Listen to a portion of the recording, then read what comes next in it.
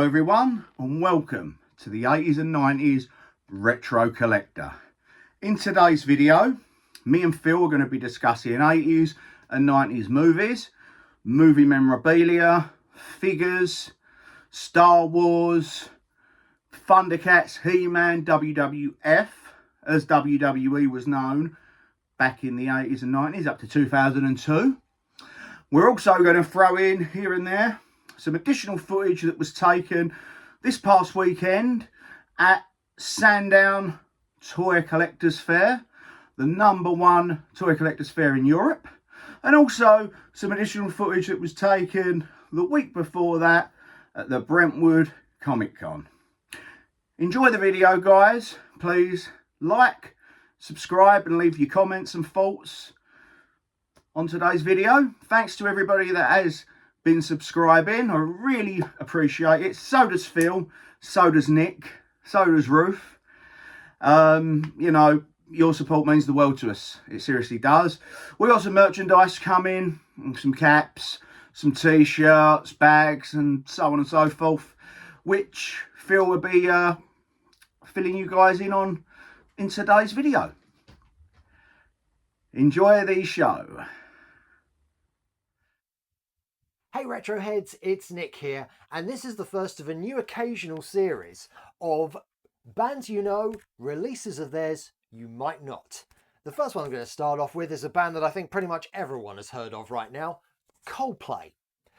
Now, Coldplay formed in the late 90s, and they released their first EP, which was a strictly limited 500 copies, called Safety. I don't have that one, and ultimately I'd have to keep it hidden away somewhere because it's probably worth a lot of money now. They released a single on a record label called Fierce Panda, called Brothers and Sisters, which charted at 92. When they first signed to a major label though, Parlophone Records, this was their first release. It's an EP called the Blue Room EP, and it came out in late 1999. And in amongst the track listing, you might notice there's Don't Panic and High Speed, which both of which went on, new versions, went on to appear on their very big selling year 2000 album Parachutes, which was their debut album back then. So yes, this I think is a little piece of history from a band that we had no idea at the time would go on to be quite as big as they were. We're talking headlining Glastonbury and getting a guest appearance from Michael J. Fox kind of famous. I don't think anyone could have predicted that at the time, and that's the beauty of life, I think.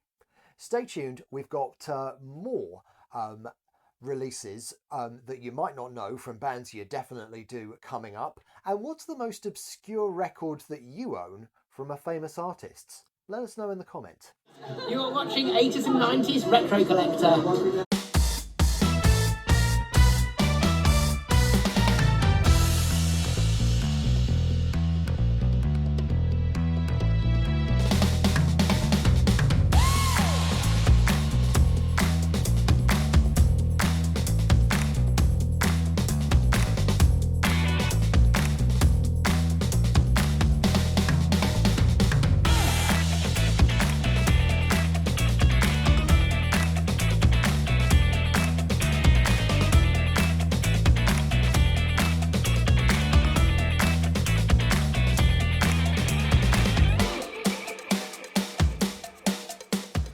Hello everyone, welcome to the 80s and 90s Retro Collector.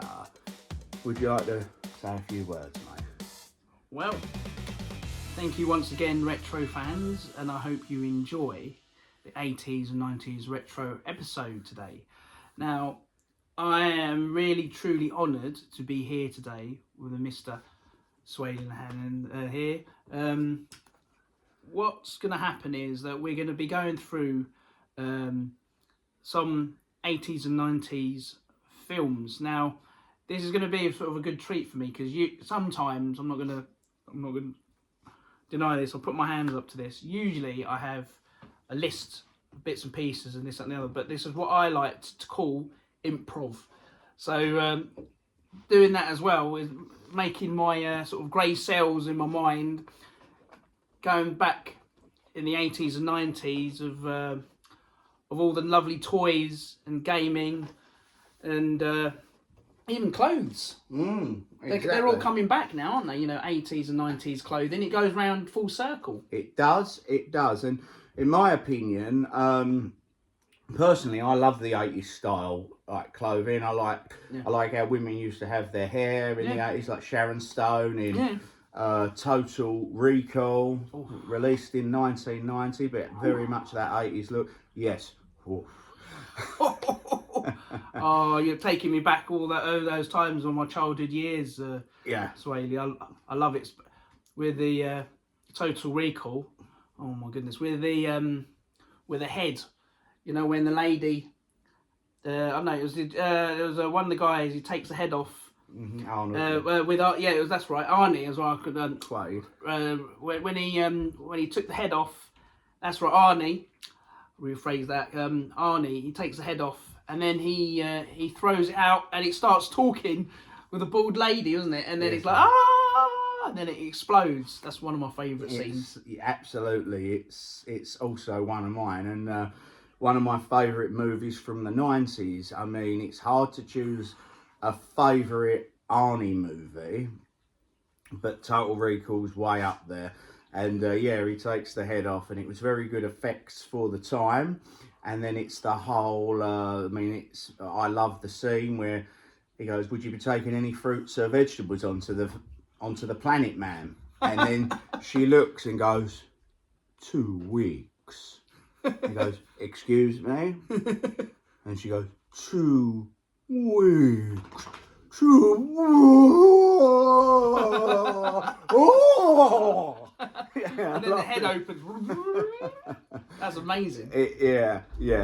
That threw me, Sway. Seriously, seeing something like that with the head opening going and opening. Exactly. Yeah. Wow. It's a classic. I mean, when I think back to the 80s, obviously, you know, 70s, 80s, you got the Star Wars, obviously, fans recently did the Star Wars. Hello, Rad. He's also a fan of Star Wars.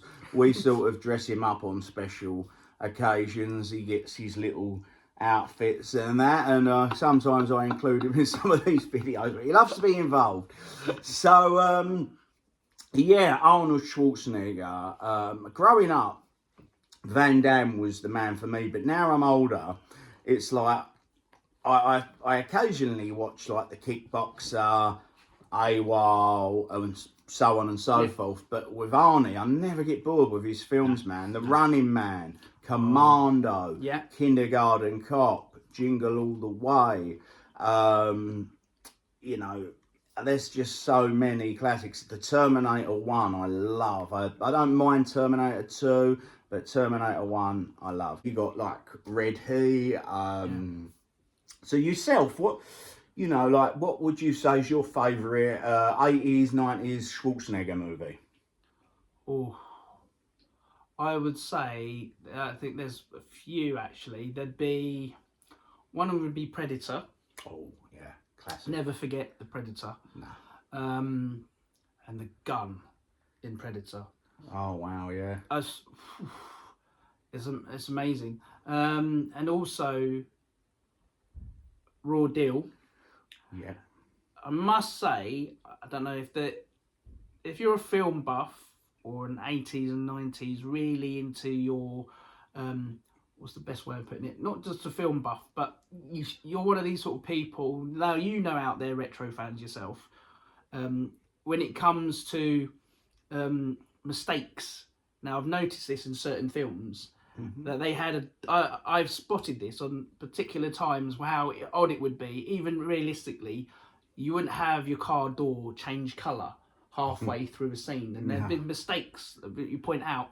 And on one moment, didn't they just have a car crash or someone bash into the side? Commando, the yellow Porsche, wasn't it? Yeah, that's it. And then you got one side, the door was like red or something, and then the other side, you thought, hold on a minute, how did they fix the door so quickly? The magic of the movies. They say. There you go, mate. Hollywood magic. Hollywood magic. But yeah, there are a few mistakes from Arnie's films that you see as well in Predator. You can, if you look closely, you see Cole Weathers' arm as the phony one, the aesthetic one, just comes off as it's shut off. You see his real arm. But yeah, the lack of serious acting, it's easy watching, and it's just, you know, I can see why all of his films were box office hits. And I like them.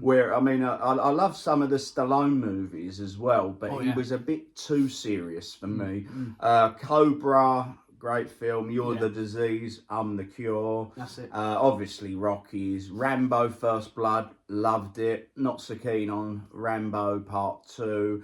The third one, I think I saw it once years ago, did nothing for me, but they were too sort of violent and that, I suppose. But speaking of like violence, I mean, RoboCop was very violent, but it's a classic. I mean, I watched that when I was a teenager, and I'm like, oh gosh, that scene, even now when I watch it, when they blow his hand off. But RoboCop, the music, that's right up there for me with Terminator, and that's one movie poster I would love to have framed with my movie posters, with an autograph on from hopefully Peter Weller, who was RoboCop, and the actress that played the female lead in the film. I would love that autograph, because I think that is one of the most iconic posters to this day. You've got certain posters which are just legendary, haven't you? Like the RoboCop, the Terminator 1 poster. Oh, yeah. Yeah.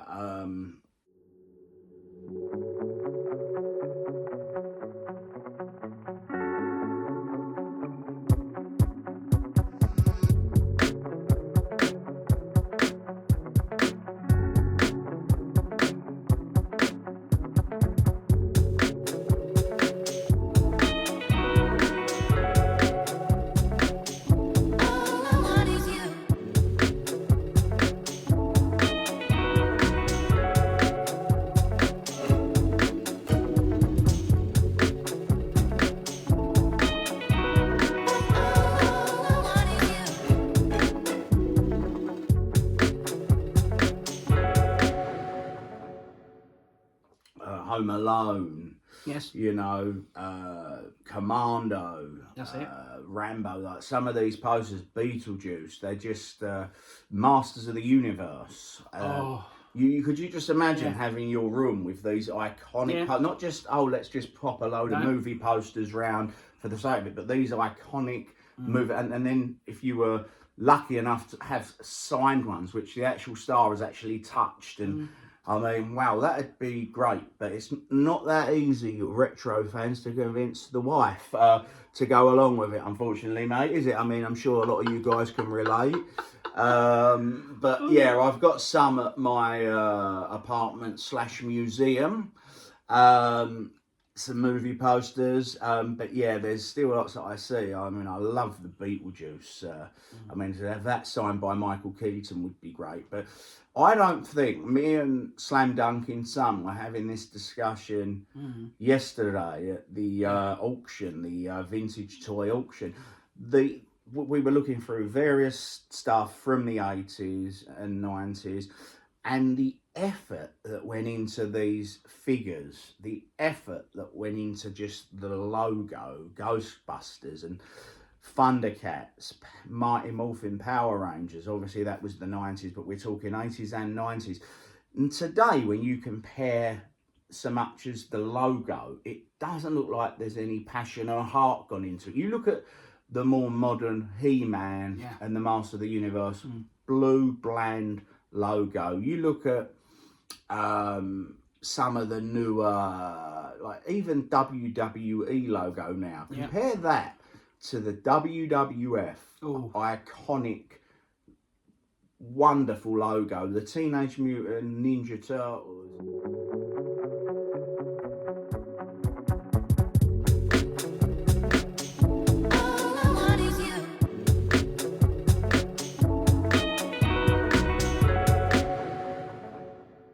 Compared to the one now.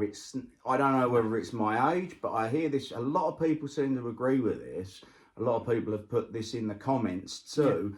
That the heart's not in it now, is it? Like, I'm so pleased I was fortunate enough to be brought up in the 80s and 90s and experience this. And I agree. So many people that you see now that are at these toy fairs and vintage toy shops and going on vintage toy hunts, like so many of the wonderful channels that I enjoy, which include Toy Overdose, Ed's Retro Geek Out, Empire Toys.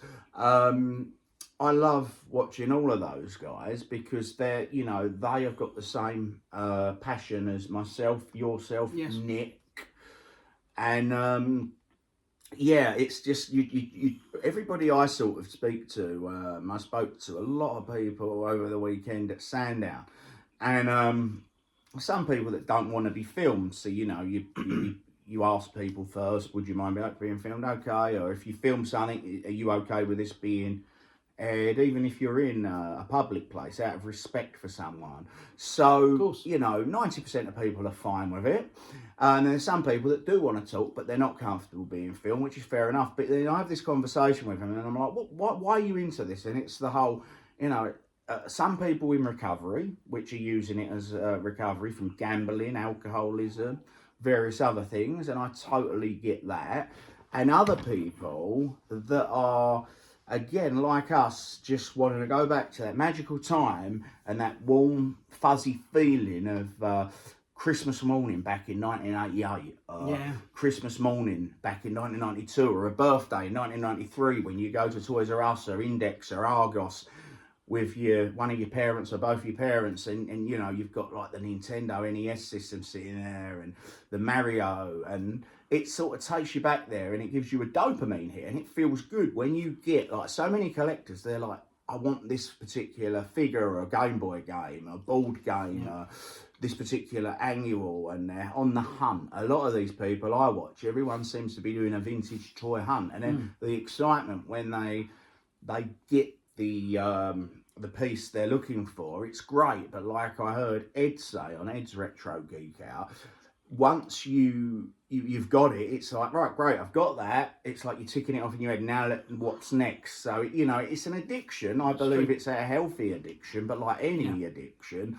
you need to have a balance, and it is very easy to get carried away and go, look, I shouldn't really be buying this figure because, this, that and the other, but you know what, I really want it. So it's all about the balance. And I love speaking with people that I meet at boot sales, markets, that are picking stuff up, basically, and they're like, wow, I got this. Like Jeff was saying recently in one of the shows, the Badger, he got a great Venom figure, he got a Predator figure on Star Wars Day at Nerd Base for £8, and it was minty, and it's like, the guy's on a budget, but he's still getting that little bit of pleasure, bless him. And I love that also. It's a great feeling when you get a bargain. That's why I love boot sales. You don't know what you're going to stumble across. Toy fairs, sometimes you get a good bargain. I saw some lovely figures this past weekend, and I'm like, I've not, if I get any more of these bloody figures, I'm not going to be able to walk on the floor because my museum, and I'm like, they had a loose Hasbro Smash, and I'm like, I've never come across that. And then, you look at it and you're like, I'll come back to that. I got talking to several people. Did you take a note of it? Sorry, I don't want to go for it. Stop his flow, but just to make sure, did you take note of the other stuff because sometimes this is what I would suggest for you retro fans, because it's easy for us to we forget too, because we're only human, but did you manage to remember most of the stuff that you saw that you possibly might get in the near foreseeable future, though, Swaley? Did you do like a shop scan? You know what I mean? What I mean? I got there and speaking to other YouTubers because other YouTubers are there at the start, and Retro Bunga, was talking to him, lovely chap. He's a great guy, And, you know, the question you get, I Yes. got from a couple of other YouTubers there, was what are you here for? Like, regards to what are you after? But I'd have loved to come across some of the Heels and Faces figures. Now, what they are is they're modern figures, but they've been made in the style of the Hasbros, and they're wrestlers that never got released in the Hasbro line. And I have just started to love them. A, they're affordable, and they're not extortionate prices. B, they bring you the same joy as one of these Hasbros, and I just love them. There's one that I'm after, the Ric Flair from WrestleMania 8 with the blood. That's my one of my favourite matches, my favourite WrestleMania, and the figure's $39.99, and which, you know, it's a realistic price. It's not crazy. So I was hoping to see some of those. Unfortunately, there wasn't any there. So it looks like when I do get the couple that I'm after, like Ric Flair and Waylon Mercy, because I like that wrestler in '95, I will order them online. They're made in New York.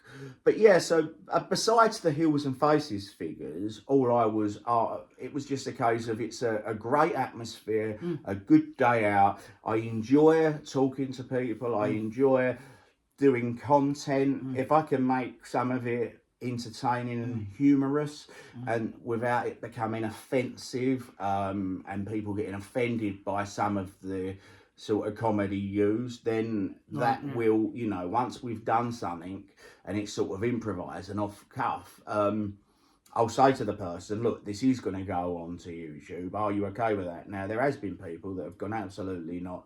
They wanted to swear at me and they got offended. So I apologised and I deleted the footage in front of them out of respect, right? They're there to have a good day. Not everybody's an exhibitionist. Not everybody's a showman. Not everybody's an actor. Not everybody's a comedian. Not everybody wants to necessarily be on YouTube. True. So, you know, you have to respect people's boundaries. So that's one thing I do. And, you know, you get a lot of people that are like, yeah, that's fine, mate. They can see that it's a bit of comedy and a bit of humour. And the reason for that is so it's not just another guy walking around. Oh, there we go. That's a Power Ranger. That's this. I'm not knocking anyone, but, you know, we try with our backgrounds, myself, you and Nick, all backgrounds in stand-up comedy. Nick's doing a gig tonight in Soho. We were invited, but unfortunately we got family commitments and work. So, speaking of work, this young man has been working very hard on bringing you guys. You've asked and asked and asked. There was somebody, I did some cameos recently, and I then, you know, were followed by those people as well on Instagram. One of them followed me on X as well, but I hardly use X. I don't really go on TikTok. So, but anyway, and they were like, I'd love a baseball cap. I noticed you shared the baseball cap, the trucker's cap recently. Well, this man has been working very hard behind the scenes with his lovely partner, and bringing you guys what you have asked for, which is merchandise. Now, that's something we didn't anticipate to begin with. I mean, this was just a case of me going out and enjoying something I'm passionate about and just filming it for my own personal memories, popping it on YouTube, and I can look back at it with my daughter in 20 years, 30 years time and go, oh, wow, that was good. But it grew and grew. I started enjoying it more and more and getting more ideas thrown at me. Why don't you do this? Why don't you do that? So on and so forth. We got more of the team. We've got a lot of people that work behind the scenes on this. It's not just us. We have a lot of different people that are supporting this and that love all this type of stuff, like Daniel Egan, the actor that pops up occasionally in these videos, the Star Wars actor, and obviously the Badger. We have other people that we won't name because they're not interested in being known, basically. So we have to respect that.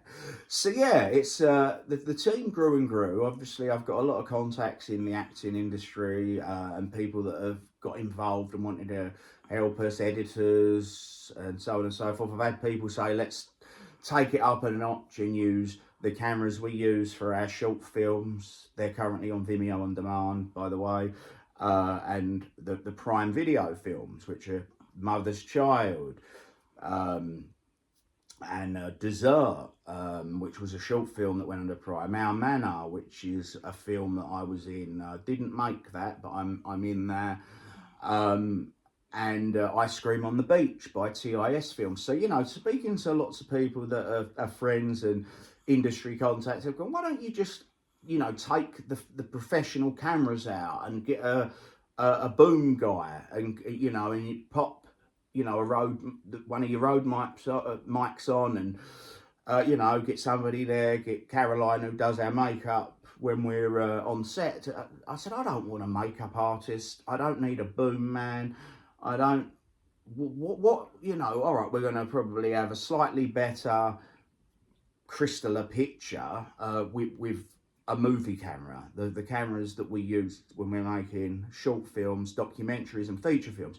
It's just, that's not why I got involved with it. So, you know, I appreciate all the comments going, let's, you know, there are some YouTubers that go all out. Well, good for them. And I love watching so many different people, and then they do some brilliant stuff. But I just want to, you know, document it as I go, and it is what it is. I'm not going to start going crazy on it because we've got enough on our plate. We're working on a film at the moment called A Team Effort, which this gentleman's currently reading the script.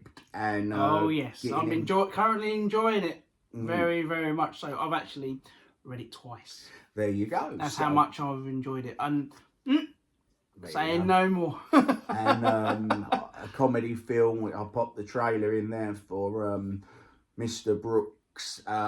That's a comedy film as well. So that's scenes in that have pretty much been shot. But yeah, so we do that sort of stuff. And with this, it's a bit of escapism. So I didn't want to take it to a level where if this was all I did, then we could use all this equipment. But then it'd take the fun out of, for me, if it was like a full-on Netflix level production, it'd take the fun out of, I actually want to be able to enjoy the day myself, because I love all of this, and I hesitated for a long while in even filming any of it. I'd always get a couple of pictures for memories, but then I'm like, well, let's just film. I remember going to Nerd Base with Shana, and I thought, let's just do a video for us.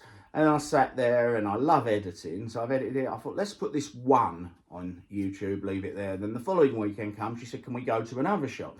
Which ended up being the Retro Hunter at Leon C, where the lovely Ali runs. And Slam Dunkin's son said to me, oh, what are you up to today? And he called us when we were en route there. Just general chit-chat about something regarding the next Toy Fair or whatever it was we were attending. And I said, we're just going retro hunting. Me and Sean are going to get her a little toy and, you know, just get out for Saturday afternoon. He said, well, film it. And I went, no, because I want to be in the moment. He went, no, trust me, mate. He said, last week's video was great. Just film it. I went, right, okay, yeah, let's just do one more then. Let's just do today, then that's it. We won't film anymore. Film that, put it on. That did well. Got a lot of feedback by people going, they loved it.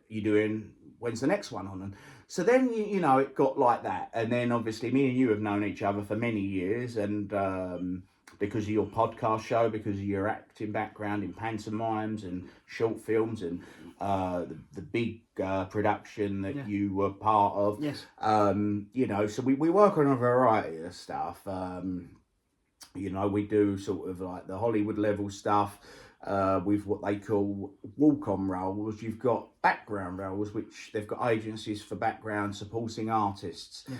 Now, with a walk-on role, it's what an actor that's establishing themselves would do. You may have one line, you may have 2-3 lines, you may be in a scene serving a drink to the leading actor. So that's a walk-on. Some agents are like, no, you know, focus on these leading roles. Well, in the real world, it's not always that easy. No. So, for instance, when the Batman came about and they said, you want to be a gangster in the scene with a penguin. Wow. I mean, growing up, I was a massive Spider-Man fan. I dress up as Spider-Man. And then as I've got older, I now absolutely love Batman. Every one of the films, every actor that's played a Batman, I've loved. So I'm like, do I want to be in this? You know, you'd be seen for a couple of seconds. Daniel Egan was cast in it as well, and we got credited. If you guys go onto Google and type in the Batman, Swaley Lock name, Daniel Egan, will come up there in the credits. And I'm like, man, do I? And it's so hard because obviously you're a professional, you're on set, you can't go running up to Batman and go, oh my gosh, can I have a picture? Although you'd love to, but that's frowned upon. So, but as a fan, I'm like, yeah, I mean, they film so many different scenes that are not always used in the final edit, and you can end up on the cutting room floor. An example of that was the Batman, unfortunately, and also Black Widow. I was one of the truck drivers in that. Wow. And there's a shootout scene near like a chicken shop in the movie. So that was an amazing experience. Worked on it for 3 days.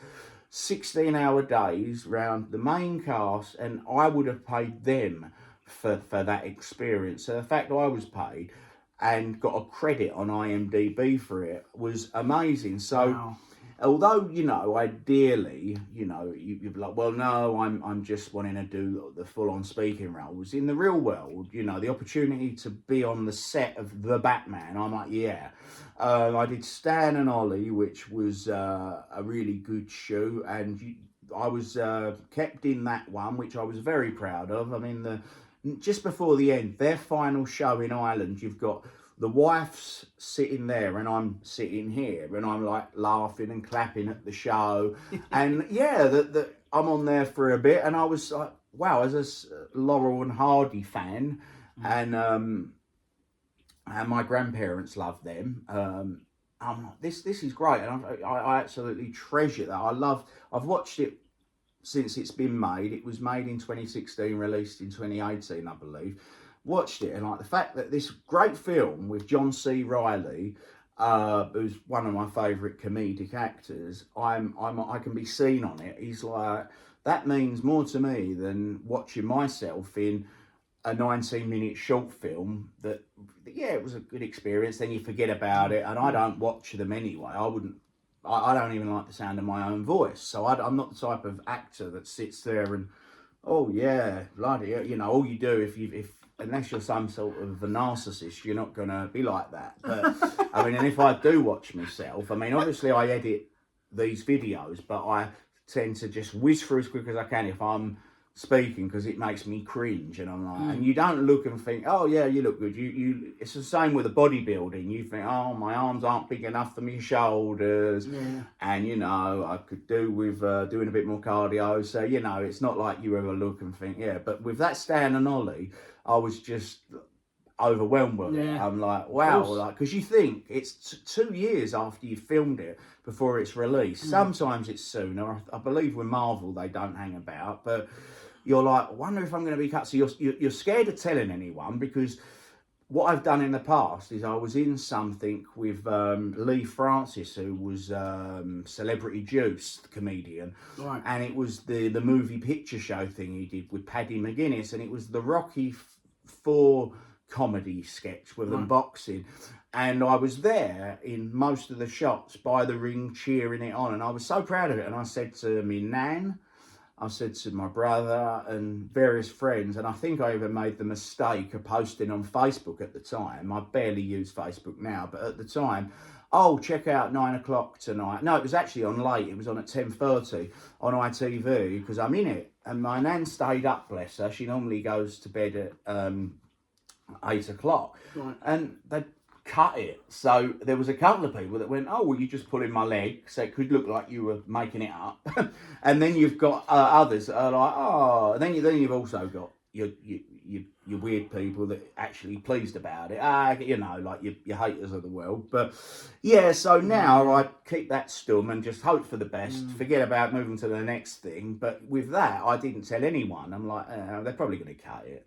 But, you know, it'll probably be a close-up and I'll be a blur in there. But when I saw it, and I went to the cinema, because I actually wanted to see the film, and I was sitting next to an elderly couple, and I went on my own. I just put the cinemas over the road from my apartment, So I was in my apartment at the time doing some work, and I went over. I thought, let's go and check this out. It was a Sunday afternoon, and I sat down next to this elderly couple, and bang, the scene come on, and I couldn't help it. I tapped on the woman's arm next to me, and I looked at her and said, "Do you recognise that guy?" And she looked at me, and she's grabbing her husband. I went, "Yeah, he really looks like me." And I just, not, in a vain way, it was just like, with me, I'm a big child. So yeah, it was pretty fun. I love that. And I made their evening. They're like, "Oh wow, that's so good." I said, I said, I'm a huge fan. Laura and Hardy were legends. And I said, I'm just chuffed if I never did anything else again. So doing some of the Hollywood stuff's exciting. And also when you can attract people of a certain structure to your smaller projects, like we've done regards to Mother's Child, which is currently on Prime. So yourself, Phil, what you were telling me recently about some of the panto you've done, and it was really impressive. Would you mind sharing some of that with some of the retro fans? Yeah, sure. Yeah. Well, I started off my first ever panto. I was in doing an acting workshop because I wanted to build up my confidence, because as a child, you want to sort of not just maintain your confidence, but you want to make friends, when you're at school as you're growing up. So over time, it was more of a character build for me. So that built my confidence. And this was in Witham, Essex. Oh my goodness, the first memory I had on this workshop for a pantomime. It also helped me develop something that I had previously at school. Now, Mrs. Bass, I have to thank her if she's listening and watching this one day. I'd have to thank her for this, because I had two roles that I had when I was in infant school and primary school. Now, the ones that really built my confidence up before I jumped forward to this workshop was something to do with like the film that you would know now in the books, right? With The Hobbit. Now, The Hobbit, I was actually meant to be another character, but they thought that the character that they wrote out was apparently supposed to be, I think it was to do with like you would have in the films where they're like orcs. I think it was an orc. And they got wolves. So I thought I'd be suitable being one of the wolves at the time. So they put me in that.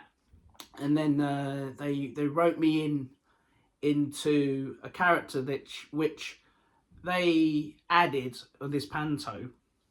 In short, to cut a long story short, it was Gulliver's Travels. Now, he was a very flamboyant character, because Gulliver, I was actually meant to be Gulliver. Okay. He was a very serious role. Right. Now, because of my character, as you would know, retro fans, I've not always been to be very serious. I can play serious roles, but they needed the actual panto to be a bit more upbeat, so it would sort of balance out all the rest of the characters in there. So there'd be some light-hearted humour involved. So this character they made up and sort of added onto the panto was called Felix. Now, this Felix was actually a doctor. Now, I don't know what type of doctor, but he was a very flamboyant doctor, because I had a blue beret, blue beret, red polka dots on my sleeves, and a cravat, plimsolls, kind of sort of slip-on shoes as you would have there, to try and sort of try to make things easier, as you would see like in the old school. Usually they would have like shoes with buckles on, but just obviously because it's a panto, and you've got to make it look more fun, light-hearted. And I was always playing these type of roles, and that's probably not just because of my personality. They needed something different in the panto, because obviously most pantos you would usually know that they're not always serious. They have to have something in there that's fun loving. You know, we're like, oh, with these typical liners where you would say, oh, he's behind you. Oh no, he isn't. You know, where the audience can participate, because that's what it's all about, isn't it? You know, you're enjoying things like that, rather than think every time you see something it's got to be really, really serious and deep. Oh yeah, I mean, you know, I've done a couple of very serious plays. When I started off acting in 1998, and some dramas, short films, like Dessert was serious, and of course. I mean, I can get my teeth into most roles, but I remember my manager at the time said to me, "You are naturally a comedic person. Go with that." And you know, you've got the choice, I love comedic stuff. I mean, in general. I mean, I was pulled up by somebody at the. I go to so many of them. It was one of the fairs that I went to, and they were like, "Why don't you take it to a more serious level with the Retro Collector episodes?" And I went, "Oh, how do you mean?" He said, "Oh, just you know, just more serious, and maybe fancier camera angles." And I said, "Are you a YouTuber? Are you an actor? Are you a comedian? What do you do?" "Oh no, I just collect like model trains." And I'm like, "Right, okay, you carry on collecting your model trains." And you know, they're like, "Oh no, I enjoy watching, but you know, how about you?" I'm like, I'm like, "Right, okay, I'll take anything on, but you know, it is what it is. I mean, it's fun.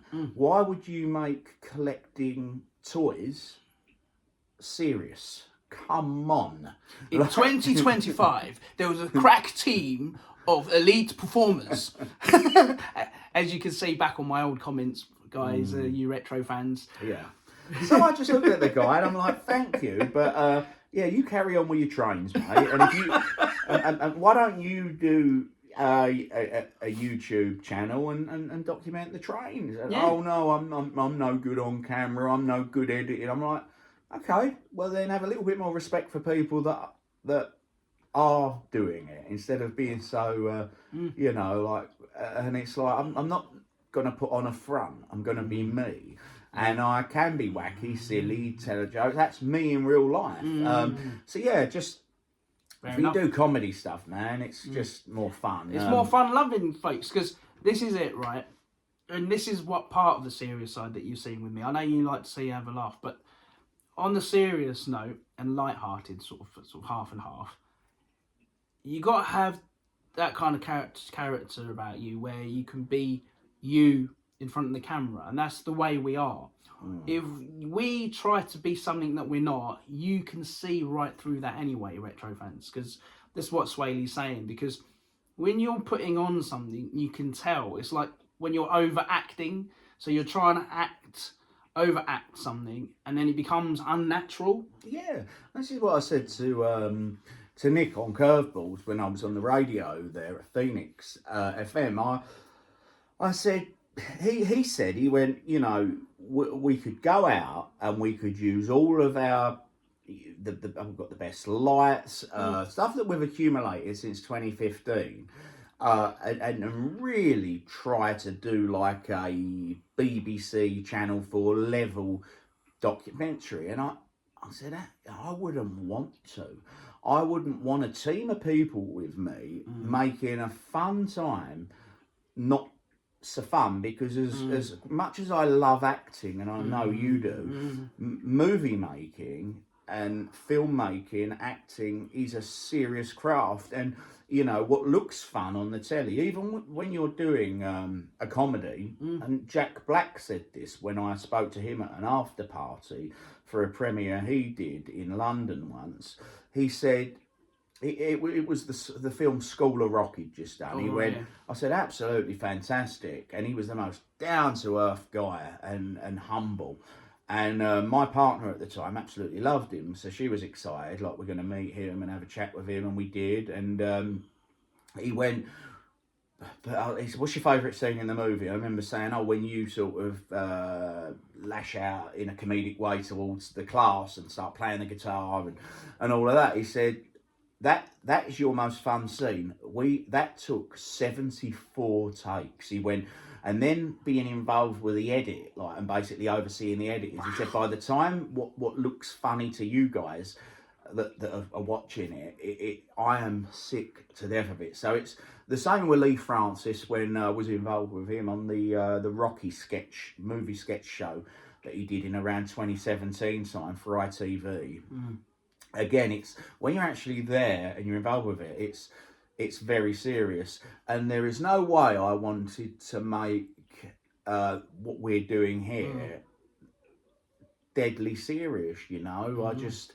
I didn't, and it's not necessary. Again, I've got total respect for the people that use their best cameras and to do all their YouTubing.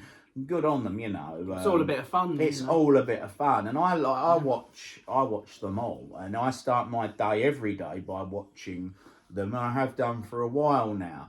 I'll watch that. It'll be uplifting instead of sitting there watching like BBC News and all this negativity. I'll watch these shows. I'll look forward to the next fair. I'll have something in mind that hopefully I'm going for. I mean, to answer your question earlier, I don't really go to these fairs with anything in mind. I said to some of the people that were talking to me at Sandown, what are you here for? I'm like, I don't know. It's like, that's the exciting part. You might not even have it in your head, and you'll come across it and go, wow, I love that. I never thought I'd ever see that again. Or you might see something that you've totally forgotten about, and then you see it and it takes you right back to 1986, Christmas Day, and you're like, wow.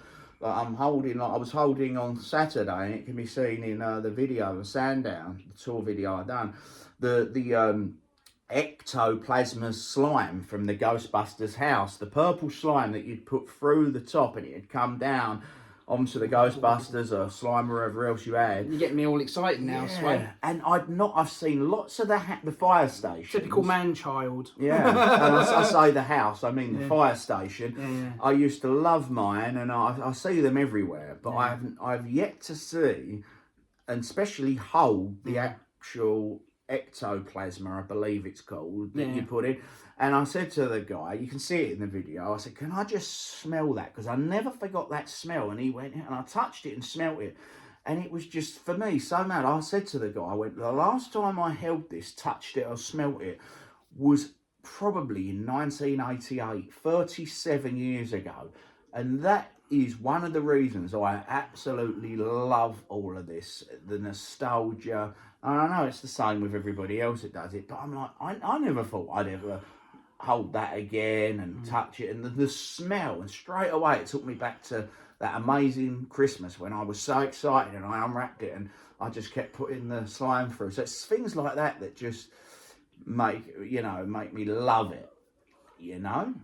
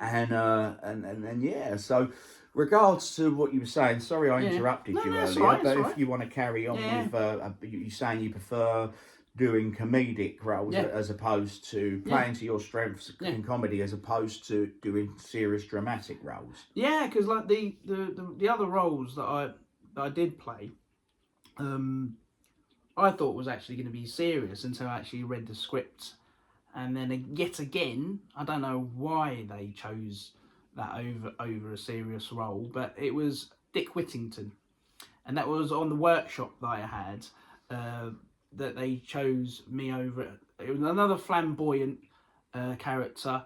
The role was of the Sultan of Morocco. Now he had, as you would see, like like Aladdin in I think in the animated version of Aladdin, where he had like a white sort of the Sultan sort of thing. I think it's either the father or himself, where he had like a goldy or white kind of hat, and then he had the feather in it, and I had something like that, and then I had like the goldy sort of colour and white on me, and then goodness, I was very, very flamboyant as well.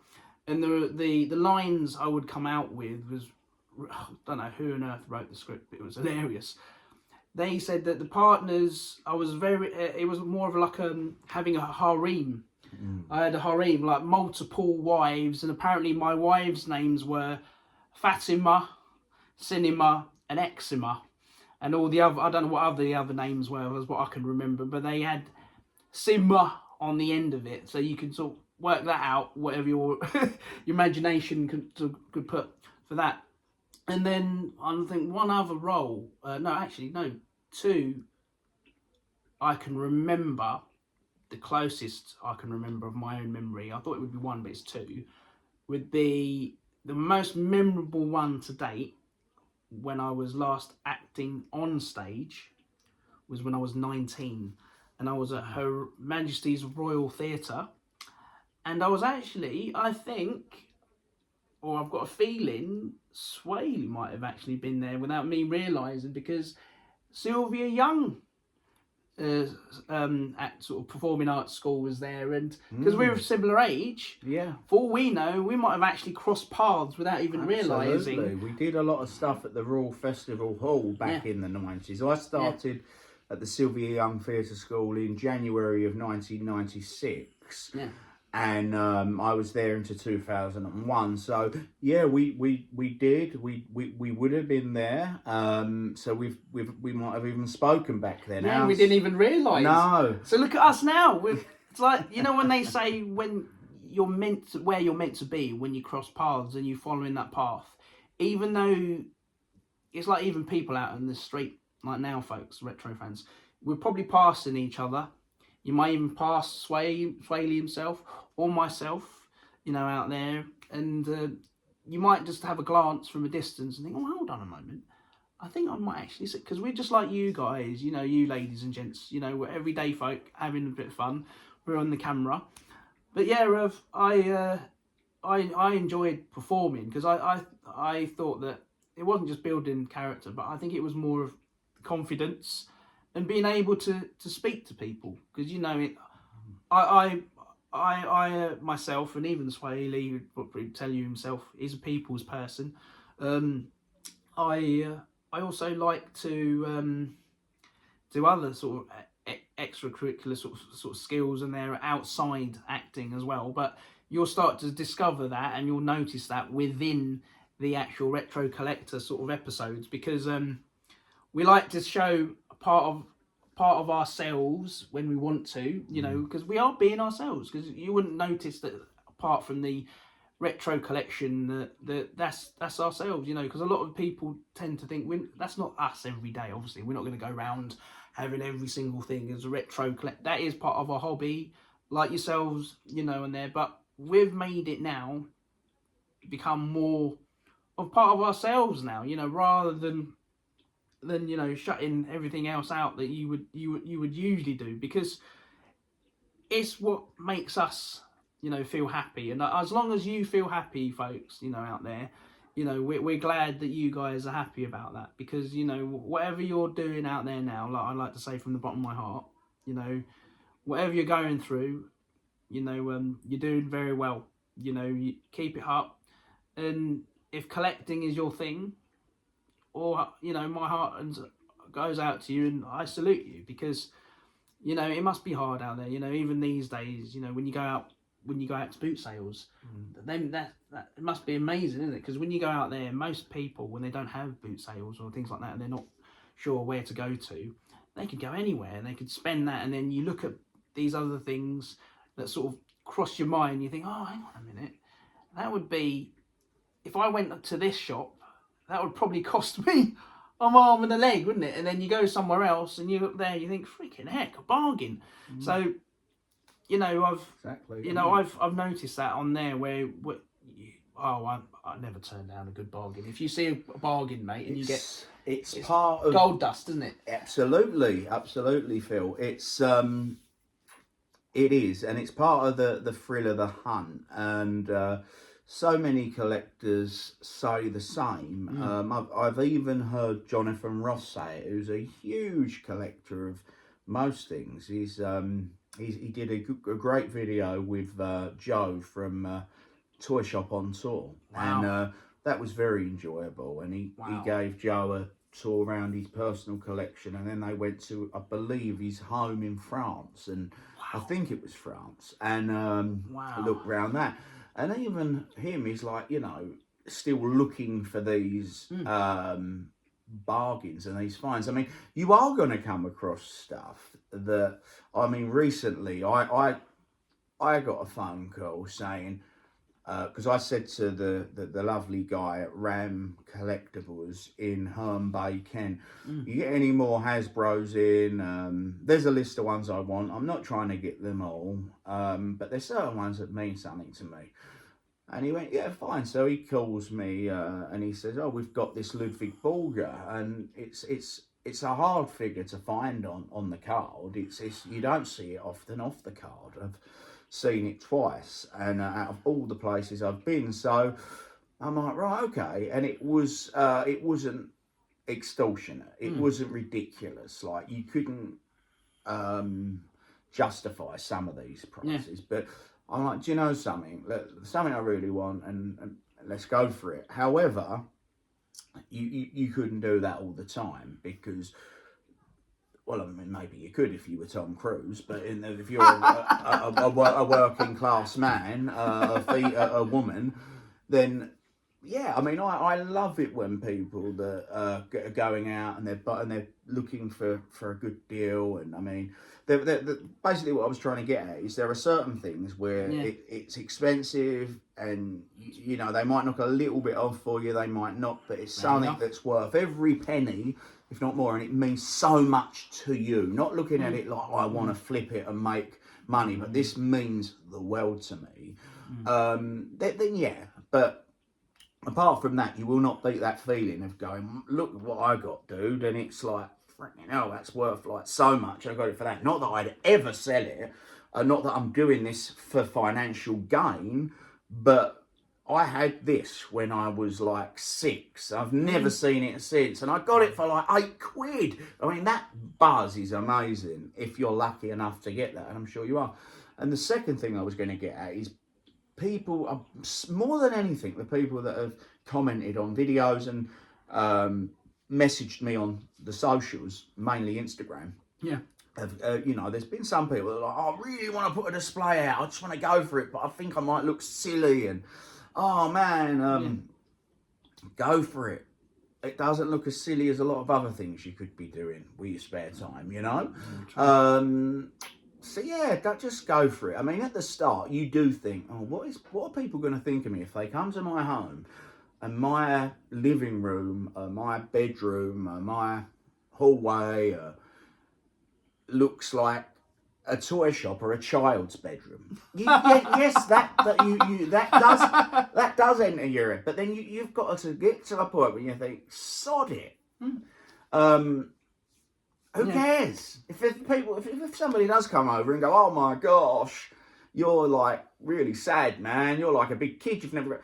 you wouldn't want to be around people like that. So yeah, and this is what I've said to. I get back to everybody that messages, not right away, if it's not always possible. Yeah. But on Sundays I go over stuff and I get back to them. And I'm like, don't feel silly, mate. Just go for it. And it's so nice when people then. I've had somebody that have started up an Instagram toy collecting page, Daniel Barton, who was dubious, and he said, because of you, mate, I'm now just gonna go for it. And I'm also starting up a YouTube channel, which would be called Daniel Barton's Toys. I'm like, go for it, mate. And then there's been some other people, they'll send you a picture and like, yeah, I went for it and it's the best thing I did, and it's helped me with my drinking, because I used to sit in the pub every night after work and spend 20-30 quid a night, have nothing to show for it, and just go around in this vicious toxic circle. Nothing wrong with going to pubs, nothing wrong with drinking. You do what you want to do, make you happy. But just for an example, some of these people that have contacted me have been struggling with stuff and lost and got a void to fill, and they've filled it with their collecting.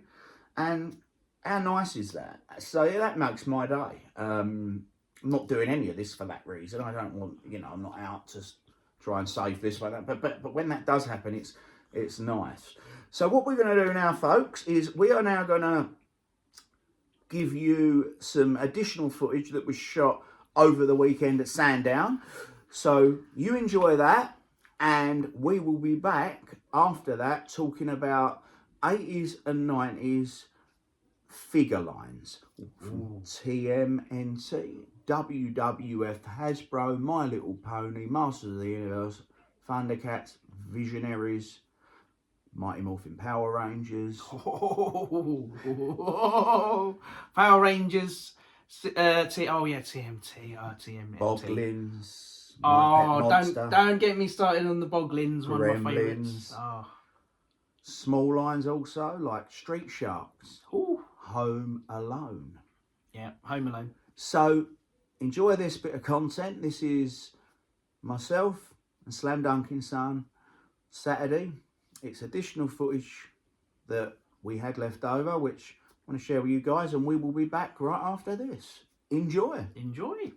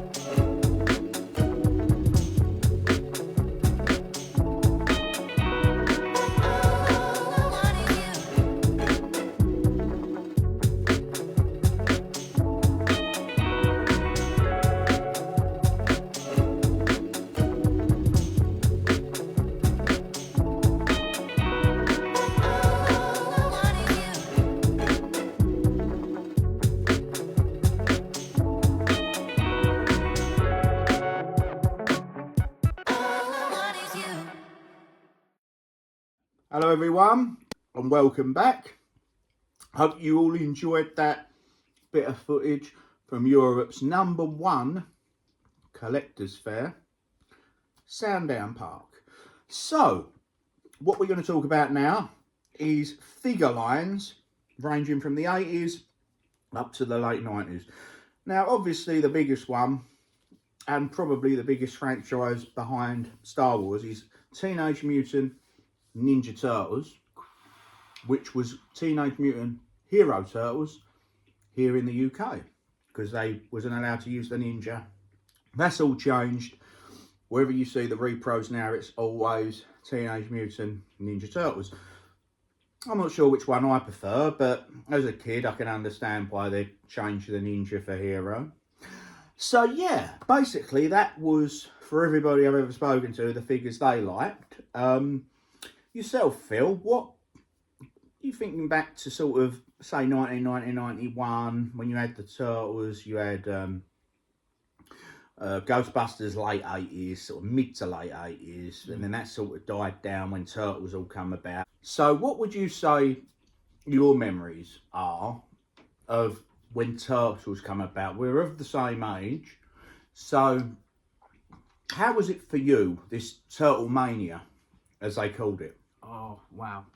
It was amazing. The first time I turned the television on and I see these green turtles with different coloured bandanas or whatever it was, ribbons and whatnot, whatever it was, masks on their faces, I was really, really excited because it was something new, eye-catching, colours, something quirky, something different, and using a use of animals rather than human beings. It was very creative in that way, in that aspect. I was pretty impressed considering, you know, it was a cartoon. And then when it moved on from being a cartoon into toy figures and hence the movies as well.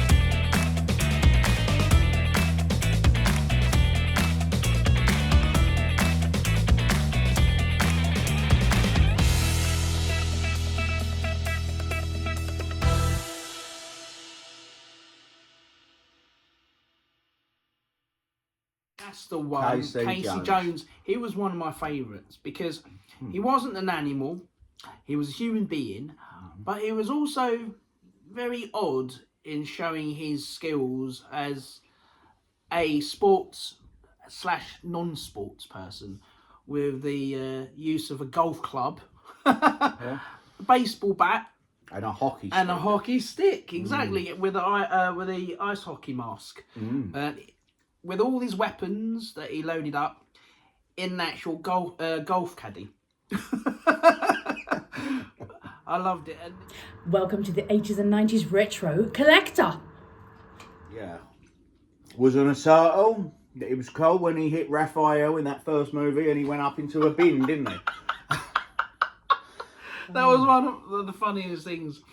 But there is one actually character that I'm wondering if you... It was always in the animated version, but I'm not quite sure I'd actually seen him in the movies. Shredder! Oh, no, yeah, Quang. It would have been great, wouldn't it? I think if they'd have done it today with today's... I know they did do one with Megan Fox's April. Yes. In 2016 or something. It didn't do a lot for me. I saw it, but no, I like the original. I think if they'd have made the original style now, they'd have had Quang in. But I mean, you think how, you know, with the Technodrome and all that. You would have thought so, wouldn't you? They should have done, yeah. Shredder, yeah, It's absolutely. odd because I loved Quang. Yeah, because the thing is, with these villains, it doesn't quite make it what it's meant to have been, with the originals, like they do with comics. Now, I've noticed this with comics, with a lot of the times, now, I think more and more films are starting to use the older narratives of what they bringing onto the screen now. Now, one of them that's come to mind, it was brought to my attention some time ago. I did mention it on the few episodes ago. It's not quite the same as you would see with all the turtles in it, but there is the Last Ronin. Now that's pretty dark, but it's also got some great positive sort of feedback in it. I'm not going to say any more other than that, because that will. So those that are new to it, I would suggest I will refer you to The Last Ronin, not as the movie as a starter, but more of the animated sort of comic sort of narrative based. Then you'll actually understand where I'm coming from, because I don't want to make any spoilers in it, because of why it's called The Last Ronin. Now, I know it's darker than the usual sort of narrative that you would portrayed by most of the turtles in it, but I'm sure you'd probably like the twists and the storyline to it, because all I'm going to say is that yes, it can be dark at times of it. It is supposed to be darker than the usual Teenage Mutant Ninja Turtles, but there's going to be some nice surprises as well in it. That's all I can say, because I don't want to mention what the spoilers are, because when you read it from the comics and then actually see it as a film when it comes out, you won't be disappointed, 80s and retro fans. I'm telling you that now, because when I read the comic, I was like blown away, really blown away. So if you're a TMNT fan, I suggest you check out the comic before you see the film. Then you'll find out yourself what the Last Ronin's all about. So yeah, I don't want to make any spoilers, because I know that sometimes when we speak, there might be some episodes where we'll be talking about it and then it will spew out. So no, I'm keeping zipped on this one, Swaley. I'm making sure, because otherwise there'll be some retro fans out there. You said you weren't going to say anything, and we don't want that. So yeah, I mean the TMNT loved to this day. Yep. I believe it'll be loved in 30 years' time, 40 years' time, 50 years' time. It's something that's never going to die out. There is something about these cool little Playmates figures, the shiny little figures, man, that just, wow. I started off, I loved Raphael. Yes. Then I got the Michelangelo, and gradually got them, and I loved them, man. And even now, when I hold my Raphael figure, I'm like, wow, man, they just love the Turtles, the logo, and the artwork on the figures, and the boxes for the Technodrome and the sewer set and the party wagon and all of that. It's just great. So what else? You've mentioned Visionaries, which is not that as common, should I say, as some of the more obvious lines, like TMNT, Masters of the Universe and Thundercats, the big ones up there, and to some extent WWF Hasbro's, which were huge, never huge like the Turtles and the Masters of the Universe. So where did your love of Visionaries come from? I think it was more of because they were lined up with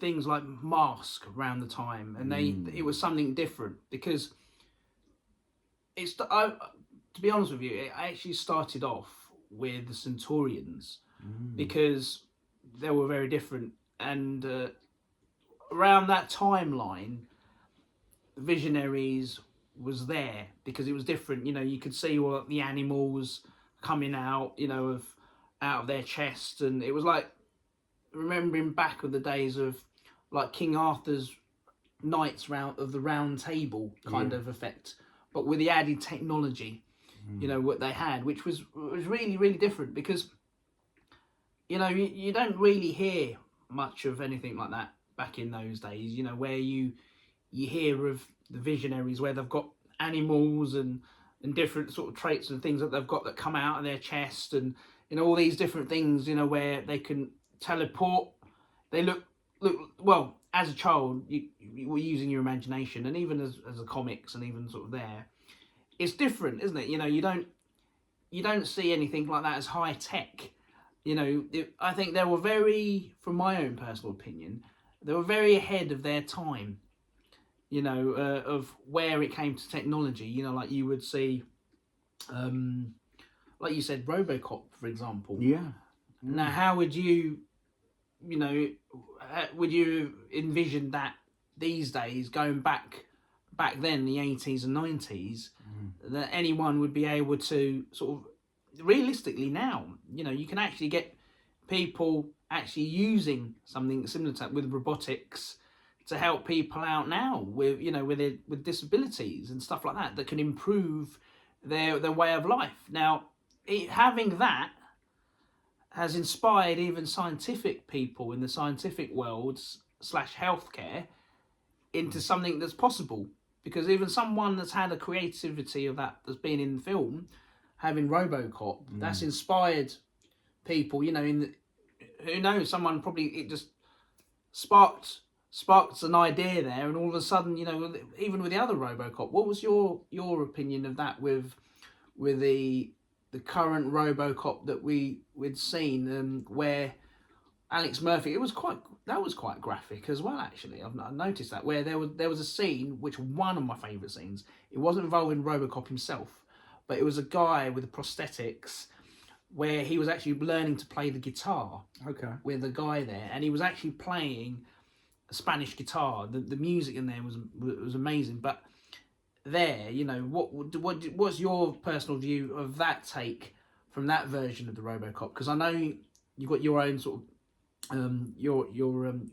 your personal views of how you see certain films. Because I know some films, would you agree that they should have left it as it was, as opposed to where they've taken the film, looked at it and thought, let's just make it like this, have our own take on it, and then we'll see how it goes, you know, with the popularity sort of view? Or would you say, when you look at something and you'll go, actually no, it's made a bigger improvement, because obviously with the technology? How would you say, you know, there's ups and downs, isn't there? Yeah, there's pluses and minuses. Yeah. I watched the 2014 RoboCop remake on a flight to Los Angeles, and when I saw the trailer, Samuel L. Jackson's in it. I like him. I didn't like how they designed the RoboCop costume. Tried to get into the film. When the original music kicked in, about 10 minutes, 15 minutes into it, it made the hair stand up on the back of my neck, because that's one of my all-time favourite themes. Of course,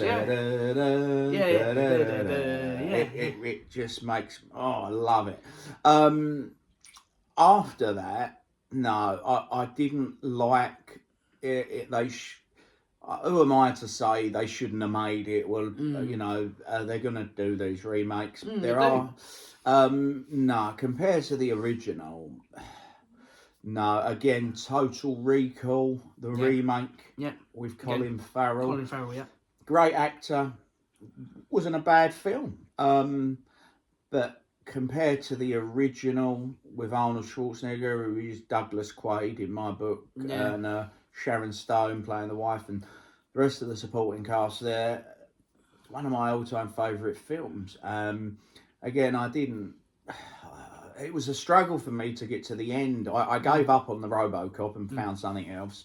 Yeah. And the Total Recall, pretty similar. I watched it, but if I'd have watched it and it was called something else, and it wasn't trying to be a copy and a remake, I might have enjoyed it. But if you love the original that much, you're going to be a bit biased, aren't you? You know, I mean, these actors did a great job in these films. I'm not knocking that, but no, I've not yet ever seen a remake that I can say to you I prefer to the original.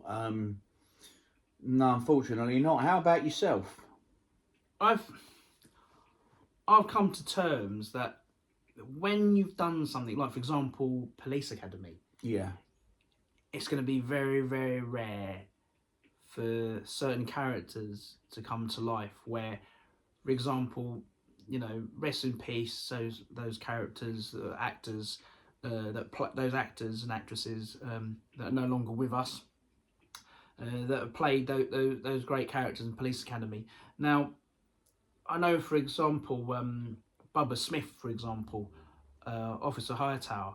Oh my goodness, he was in The Wild Pair as well, and it's amazing because you wouldn't come across all these type of characters, and I think it's very, very rare, and quite hard to try and establish certain people. Not unless they can do impression. Someone can come along and possibly do impressions of them, but it's not quite the same.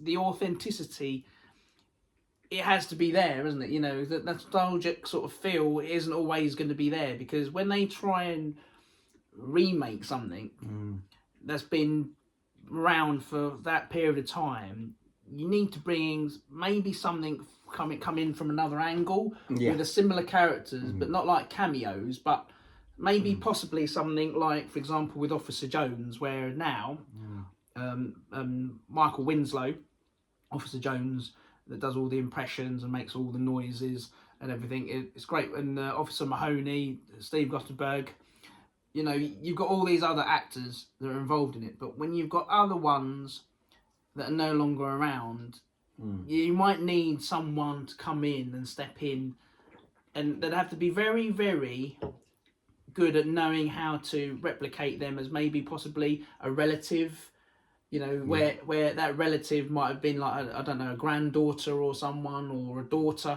that's come in, or a son, or even a grandson that's come in, and they've got similar traits. Yeah. The traits, isn't it? Yeah, absolutely. That's all it is, because the character, like for example, Swaley or myself, if we had somebody, a relative of ours, or a family friend that we weren't aware of, we've got similar traits. So sometimes you can play that character. Like, for example, with the Fast and Furious franchise. Classic example there. The brother, one of the brothers, I think there was two, he's got two brothers, Paul Walker, and one of the brothers chose to actually help out part of the last part of the franchise. That's right. With Fast Furious X. That's right. Now, I've noticed this as well. I don't know who started this off. Have you noticed this? That there's a sudden trend of part 1 and 2 of an actual film.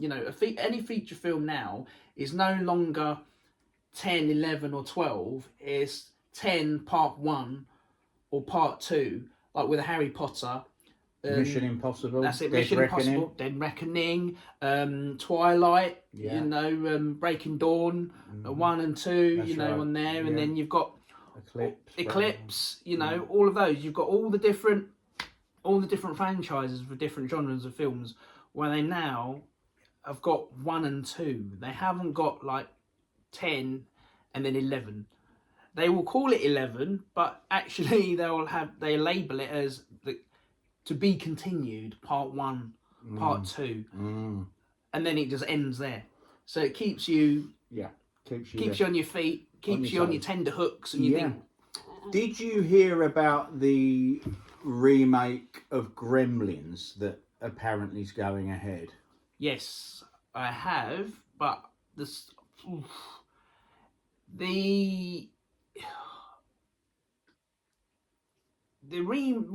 I thought, to be honest with you, from my own personal opinion, I thought it was going to be a remake, because as usual, you have something like that whereas it's actually going to be a part 3, isn't it, as opposed to a remake? I'm not sure. I heard about this only this morning. Wow. Somebody said, you've been mentioning Gremlins a bit lately. They're doing a remake. Now, I said, is it a remake or a part 3? And I'm not sure. Yeah, that's true. They tend to work, don't they? Like the Beetlejuice? worked when I saw Beetlejuice, There you go. when I saw it, Shana loved it. It's just come onto Sky. We're going to watch it again soon. It worked. No, it wasn't, in my opinion, as good as the first. It was good, and it worked. So much so that they're doing a third one. Beetlejuice. It worked. What others? I mean, they did a Karate Kid, didn't they? With Will Smith's son, Willow Smith. That's it. I didn't even bother watching it. Nothing to do with the Karate Kid franchise, really. They just called it the Karate Kid. There's another one now that looks good. It's got, is it Ralph Macchio who played Daniel's son? That's it. He's in it. I saw the trailer last week. Jackie Chan. Yeah, and I will watch that. And I mean, Cobra Kai, that was excellent. Is excellent. So it can work. But in general, in my opinion, like when they just carry on making. What's an example? Home Alone 1 and 2, classics. Home Alone 3, not bad. Home Alone 4, Home Alone 5. They did a new one on the Disney Channel. Oh my goodness. I cringed. I'm like, oh, turn this off. They're just milking it too much. And it's just, I mean, Macaulay Culkin must sit there and go, what the heck? But yeah, it's nice when it works. You want it to work as a fan, don't you? As a fan of RoboCop, Terminator, and you want to love the film. The Goonies. We've got 2026. Goonies 2. Oh yes. Yeah. Gadget Boy. Yes. Yeah. Ruth is very excited. That is one of her favourite films. She loves all the 80's films. Goonies! Short Circuit, Police Academy. Short Circuit. I'm telling you now, guys, I have to let Johnny this out of my Five. system. I've let this out of my system. First couple of movies that I ever saw when it comes, other than RoboCop, Johnny Five. Wow. Actually, there was a guy, I'm not sure where it was. I'm going to have to send footage of this and find. I had it on the internet. I spotted it. Someone recently made a replica version of Johnny Five. I saw that, yeah. And he was actually going around talking to people while the guy was actually making him talk and answering people as if he was Johnny Five himself from the film, which was amazing. You know, when they did the first one, that really got to me. I thought, that's amazing. You got something that's coming to life. And then the second one, when they took the idea of him and they kidnapped him, and then they realised that there was more to him than meets the eye, and then they did something like it was more of the robotic sort of version of Ted. Yes. Yeah. Because it came to life, and so they made that official for Johnny Five to be alive. So if you're a real good sort of Johnny, Short Circuit fan, Mr. Johnny Five still alive. I saw that, my and goodness. It was at the London Olympia in Kensington in 2022, I believe. It was either the end of 21 or beginning of 22 at the Comic Con, and that, what you've just described, it was there, and it was like, it's amazing. I said to the guy, how did you make this? And he said, like, years of work, and but it was unbelievable. And great film. Again, I was recently saying to Ruth that the 80's music and films, you can't beat them. No. Today's films, some of them are great, aren't they? But it's just, is it just me being biased because I was born in the 80's? But what do you think? Like the 80's movies, man?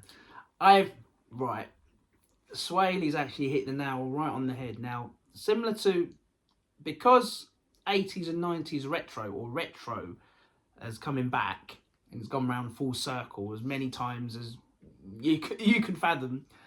Stranger Things Now, in Stranger Things, I've noticed this. There's a recurring pattern of people bringing back retro because of all the bicycles. And do you remember the bikes, like the low riding with the big seats and the handlebars are like bull horns and like the chopper. The choppers are my favourite choppers. With the I gears. love the gears, Yeah. the choppers, and they were like that, and it looked like as if they were like low riding, you know, but bicycle versions of low riders. Yeah. The choppers Yeah. my favourite. And, you know, they're back. They've always been around, but I think in certain aspects of life, when you haven't been introduced to those type of things, you know, people tend to feel that if they weren't around at that time, it's a new thing. No, it isn't. It's not new. Trust me, it isn't, folks. If you're new to that, when you go back, if you're more into your retro stuff, you'll start to realise everything, it's not recycled, it's just enhanced. You know, a lot of people use something that was old or now, what is fresh and new back then, bringing it back to the forefront and making it look and appear to be fresh, when actually it's just been enhanced. That's the difference, isn't it? You know, it's been more enhanced, because when you look at a chopper now, people are starting to, goodness me, I'd see a chopper, you'd see these people, if you're into your, not just retro toys, but even just bicycles as well, any form of thing with cars, on the outside of any vehicle or even bicycles, you got the retro feel on the outside. But on the inside, you'll see things like rims. They make it all look nice and shiny and that, but with the added sort of retro feel to it, which is great. This is what, you know, everyone's got their own sort of take on it, but that brings back memories, all the retro stuff, you know, the style, the hats, the caps. Mentioning caps, you know, I'm going to just throw that in there because I don't want to forget to mention to you. I'm not going to keep it too long, folks. I'm going to make sure that I've got all these little things now. I'll make sure I mention it to Swaley and myself. We will do, I don't know what you think of this, we will do a proper launch. So when it's actually open and everything else is sort of done and dusted with Swaley and I, we just need to do some other tiny little things to sort of completely finish things off, you know, to make sure things are sort of not just official, but everything's all right, you know, like putting the dots on the I's and crossing the T's, if you know where I'm coming from, you know, and making sure that everything's done properly, because, you know, when you do stuff, even like with collecting, you want to do it properly, don't you, folks, you know, retro fans. So we want to make sure that it's extra special, because there's some little things there where when we are ready to launch, I'm sure Swaley can't wait when he gets his first cap, t-shirt, we've got some hoodies, loads of other things. We've even got fridge magnets. Yeah, fridge magnets, that's right, stickers, key rings. Stickers. That's right. Key rings. Yeah. And not only that, we've got mugs, colour changing mugs. Yeah, magic mugs. Forget Magic Mike, Magic Mugs. Magic mugs, that's 80s and 90s retro. So yeah, I come up with these ideas because I just thought, you know, it'd be great for the channel and for you retro fans, because, you know, I know it's a little bit of something there for yourself, you know, for your own personal choice of what you'd like for the merch. So I've been coming up with all these sort of great ideas, but there'll be more other surprises, which I won't reveal yet. I just want to sort of clarify, make sure it's all right to reveal until things will finalise in the near foreseeable future. But I'm sure Swaley himself and his brother Sonny and myself will let you know what those are. But I'm excited as well, folks. So, you know, even being one of the guys to come up with doing some merch for you guys, is I'm just as equally as excited as you are, and as what Swaley is. So yeah, I'm really happy to be part of the 80s and 90s retro crew. So I appreciate you guys as well. Oh, and a shout out to you as well, Simon, Mr. Oak Park Security, Chelmsford, Essex. So yeah, he subscribed last night, and he was very happy to hear about the retro stuff, 80s and 90s stuff. So he's one of the reasons why last night while I was making the comments, he chose to subscribe there and then on the spot. Didn't you, Simon? Thank you very much. Top man, Simon. I hope you enjoy the show, dude. So, going back to the big toy line. So, Yes. what was your experience with, firstly, Thundercats, Yep. Masters of the Universe, and then going into the 90s, Mighty Morphin Power Rangers? Right. Okay, with Thundercats, oh my goodness, favourite one was not just the swords, but the actual figures themselves, especially with Snarf, Yeah. little Snarf, and also Chitara. I'm not going to deny it. I had a big crush on an animated figure version when I was when I was a young lad. I was like, "Oh, look at that, Chitara!" And then I had some family friends were like looking at me in a funny way, and I was like, "You do know she's not real, Phil." Yeah. I'm like, "Well, yeah, you know, you're allowed to dream, aren't you?"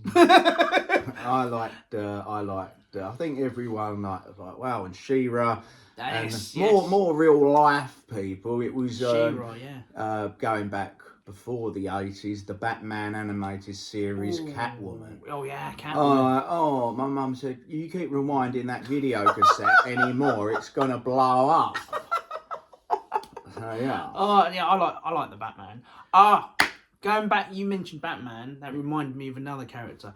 Now, most of you guys that are DC fans, when it comes to the Batman himself and all the other sort of villains that you would notice, but one of the other characters that you may have heard quite a lot, but not unless you're a real sort of dig into your sort of character of Alfred Pennyworth. I suggest you check him out, because if you like your action, I can say to you, he's actually in that kind of mode of the Kingsman. If you're a fan of the Kingsman, Yeah. I suggest you watch Pennyworth, Okay. because the storyline, if you weren't aware of it, he was actually a full-time bodyguard of the Waynes, with the family bodyguard that looked after the Waynes family, before Bruce became the one and only sort of heir of the Wayne Enterprises.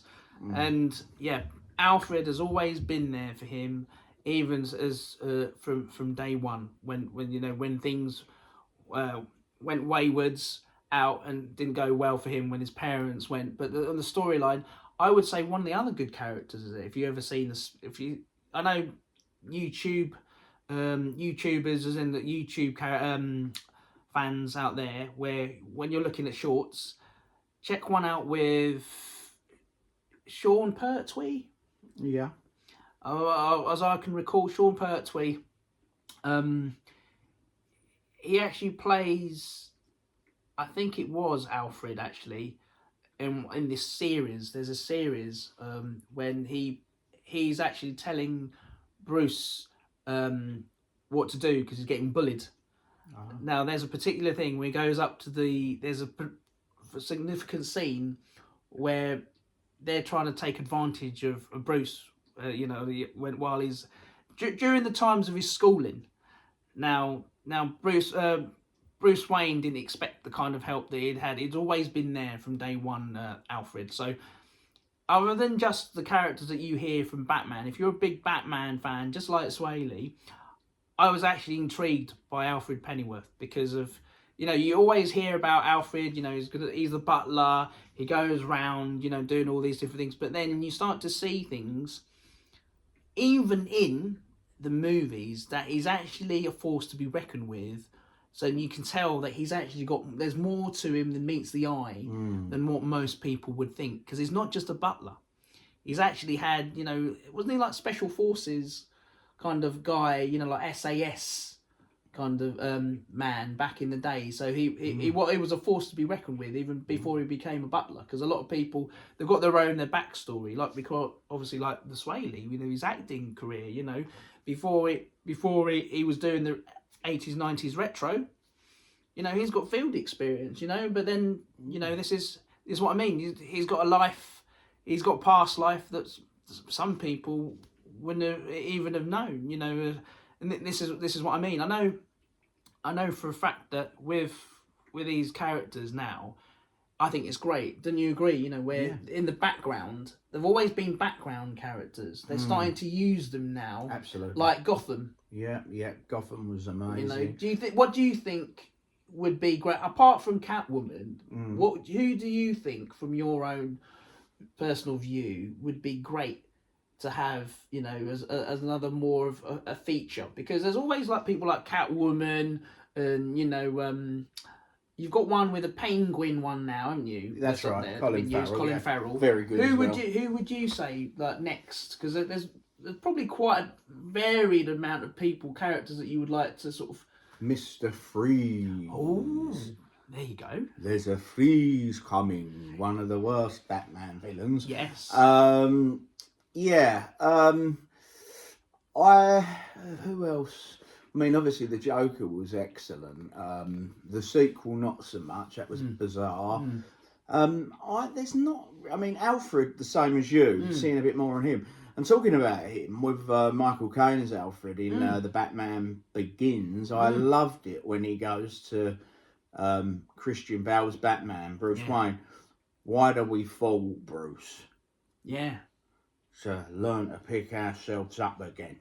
Yeah. You know, and that I mean, the hair stand up Batman. It does, doesn't it? It does. I watched the Batman, and I was a bit like Robert Pattinson, but man, he pulled it off great. I thoroughly enjoyed. I literally watched it, and then the following day, I'm like, I'm gonna watch that again. I'm going to watch that again, man. I'm looking forward to the sequel. But yeah, I just loved it. 100%, mate. But to answer your question, like the backstory of another Batman character, maybe if they went back and showed us a bit more on like Harvey Two-Face. Yeah, that'd be a good one, wouldn't it? Little bit more. More intriguing, isn't it? Yeah. A bit more in depth on that. I know we've got a backstory on him, but a bit more. That'd be the Riddler. Yeah, the Riddler. Yeah. So yeah, going back on the toy line. So yes, obviously you loved your Thundercats. Yeah. Was you one of the children that was into Masters of the Universe? Oh, do you know what? I couldn't stop saying, "I have the power," and then I had people thinking, "Who the heck is he? Well, what on earth is he talking about?" When I was standing on the top of the stairs thinking I was He-Man. And I'm like, oh my goodness. And Cringer, the white, you know, the battle cat. I was like, I loved it when he changed. But I do actually agree with what you say when they do tweak it up, because it shocked me. I was thrown back by it. But when they added the technological sort of side of it, they did all right, but it just didn't have the same feel to it when they entered the intergalactic version of it. Whereas I know what they're trying to do, where they'll try to go with the times, but the way they approached it, it didn't have quite the same feel about it with the animation of it. Because when they did that for, when they did the film with Dolph Lundgren, when he first came out, I thought, yeah, here's a proper He-Man in there. Yeah, I would have expected that. The look and the sort of features, got the actual He-Man look. But then there was also someone else. I actually thought someone else, like over time, if his hair was a bit longer, Chris Hemsworth would have sort of suited something. Well, he was meant to be playing He-Man. They were going ahead with that, and somebody else, wasn't it? Yeah. And he was going to play Hulk Hogan as well in a biopic, and I was looking forward to both of them, but apparently they're not happening now. Got no idea why. Yeah. So yes, so to answer the question, He-Man, love it. And finally, Mighty Morphin Power Rangers around the 95, 96. Oh, big fan. You were. Big, massive fan with the Mighty Morphin Power Rangers. David Frank was one of my favourites. And then the White and Green Ranger, Dragon Zord. And then I also had the Red Ranger that I'd liked as well. It's just the way, it's just the emphasis of Tyrannosaurus when he came out with it. The Tyrannosaurus when he came out with it. It's like, I love that. Oh yeah. Oh, like like that, and Billy, the Blue Ranger. Oh my goodness. Kimberly, the Pink Ranger, and was Kimberly. my favourite. Oh, Kimberly. The other one, I don't know why, but in the one that I thought was really, really different out of all of them was the Black Ranger, because the Mastodon, you know, and when you saw him do the dancing in it, I thought it was great, because most martial arts, when you see them, when they're using all these different moves, they incorporated the dance with it, because you know, I thought it was great because it made it a bit more fun for certain characters. Most characters you always see and hear these people, they're always using fighting skills and that. Maybe that's probably what made it a bit more, you know, attracted and appealing to the eye, you know, for most children when they've got a bit of dancing in it. And the other ones as well were the villain, Rita Repulsa, with a voice as well, which was hilarious. Those Power Rangers! Ah! It's hilarious, because like the little lady on there and the hairstyle, my goodness, like that. They come out, they look like horns, didn't they? They did. They come out on there, and the movie. I love that. I love the movie. Yeah. When they use the animals, like the frog, you know, and the little ninjas and that, and then you got the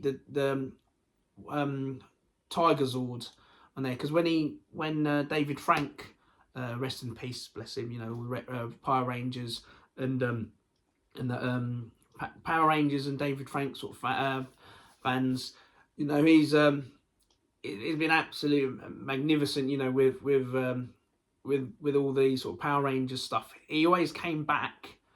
What came to mind, what made me remember him a lot, was the cameo he had with the Pink Ranger in the movie when they first did the first movies of. I don't know. Would you regard that as a remake, or would you say it's just a different approach? Different take on it. Different take on it. Yeah, because they've done that a lot with Marvel films, haven't they? Recently, they did that with some Marvel films recently. With the Fantastic Four, they've done the same thing again. You know, where they had one where originally we had Jessica Alba in it. That's right. And was it Chris? I think it was Chris Evans in it. That's in the original. And Ewan Griffith. Yeah. I'm not trying to remember who else the other guy was. As far as I'm aware, because he was the Thing. And then they changed it again with a little more feel to it, with grey suits up in space. And then they changed it again to what they have now. So they've changed it quite a lot with the dynamics of how they sit. Maybe, you know, maybe they're trying to see where the right approach is. You know, it's like sometimes in some films, they can only do so much to the point of where you think, no, you've murdered it. Or you've stretched it out so far that I think you can't do any more with it. What about the A-Team? Big A-Team fan. Back in the 80s, yeah. I had a little toy. It wasn't the. I think I had the toy van, but I actually had like one that you'd sit on and wheel along, and yeah, I loved it when that came on and that music hit. Absolutely loved the A-Team. Loved Mr. T. Big fan of the A-Team, man. Yeah. Absolutely, and the Power Rangers. Not so much the TV series, but when that movie came out, I went and saw it with mum and my brother, and I'm like, oh man, I was trying to teach myself backflips in the garden, and Yeah.